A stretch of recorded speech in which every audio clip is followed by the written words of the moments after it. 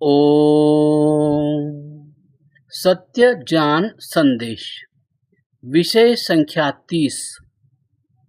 ईश्वर माता पिता की तरह रक्षक है।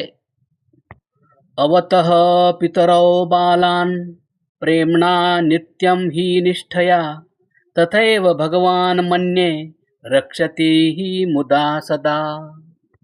भावार्थ: जिस प्रकार से माता पिता बड़े ही प्रेम पूर्वक निष्ठा पूर्वक अपने बच्चों का लालन पालन कर उनकी रक्षा करते हैं, उसी प्रकार परम पिता परमेश्वर हम सभी जीवों की रक्षा करते हैं। जितनी जितनी अधिक मात्रा में हम ईश्वर की सहायता को स्वीकार करते हैं, मान लेते हैं, उतनी उतनी अधिक मात्रा में हम ईश्वर के भक्त बनते हैं। ईश्वर के प्रति हमारा विश्वास बढ़ता है।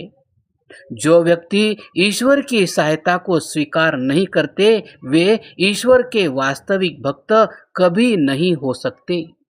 जिस प्रकार बच्चा अपने माता पिता के सहयोग को प्रत्यक्षतः स्वीकार करके अनुभव करता है, वैसे ही ईश्वर की सहायता को भी अनुभव करना चाहिए।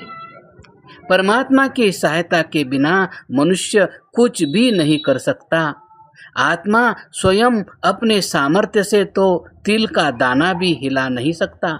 इतना ही नहीं, ईश्वर की सहायता के बिना तो आत्मा अपने आप को भी वह कहाँ पड़ा है इसका अनुभव नहीं कर सकता।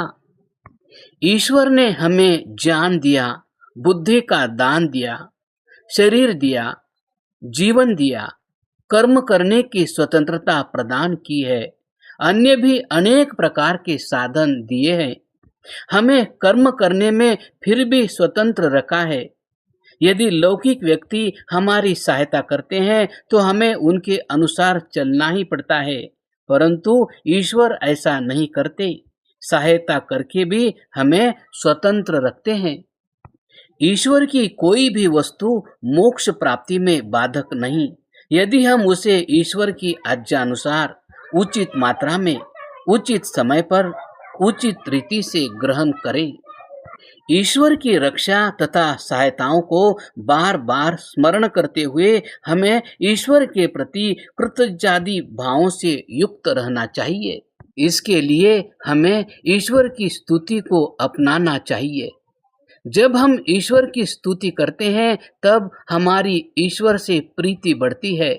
जितनी जितनी अधिक मात्रा में हम ईश्वर की स्तुति करते हैं, उतनी उतनी अधिक मात्रा में ईश्वर के प्रति प्रीति बढ़ती है।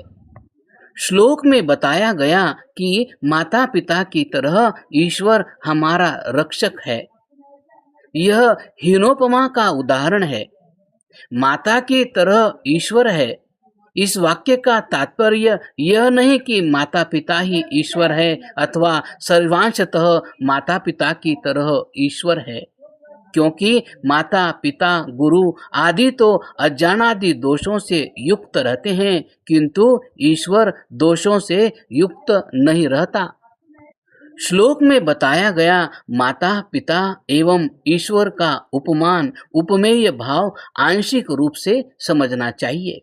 जैसे उदाहरण के रूप में समझें, पुत्र ने पूछा समुद्र कैसा होता है? पिता ने उत्तर दिया तालाब जैसा। यदि पुत्र बड़ा होने पर भी तालाब को ही समुद्र समझता रहता है तो यह उसका अज्ञान है। इसी प्रकार साधक को आरंभ में बताया जाता है ईश्वर जो है माता पिता गुरु राजा के समान है, तो इसका तात्पर्य यह नहीं है कि माता पिता आदि ही ईश्वर हैं, क्योंकि ईश्वर तो पूर्ण न्यायकारी है, सर्वज्ञ है। माता पिता वैसे नहीं हो सकते। ईश्वर हमारी सभी जगह रक्षा करते हैं, माता पिता सभी जगह रक्षा नहीं कर सकते।